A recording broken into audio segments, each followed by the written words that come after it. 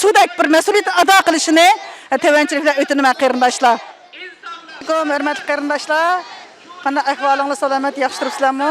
Alloh salomat qilsin. Bugun mana Xitoy konsulining oldida o'zimizning tuqqanlarimizni surishtirib, qarindoshlarimizning, urtuqqanlarimizning nadaligini surishtiryapmiz. Qarindoshlar, shu munosabat bilan men qolgan qarindoshlarimizga bir ishga og'iz chaqiriq qilishni to'g'ri topdim. Qarindoshlar, biz qachongacha uxlab yotamiz?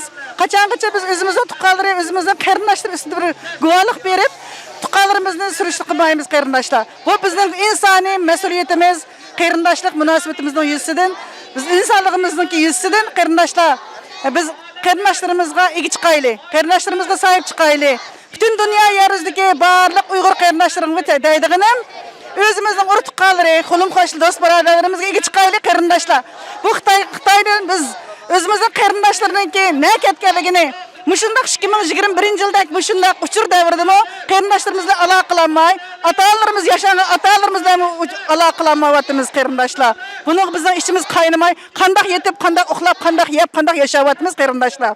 Shuning uchun deymankin, har bir qarindoshlarning o'zining mas'uliyatini ado qilishini bütün Uyg'ur xalqiga chaqiriq qilaman. Shu munosabat bilan bir kun chiqib, bir kun to'xtasaqmi, biz Turkiyada nurg'unlagan qarindoshlarimiz bor.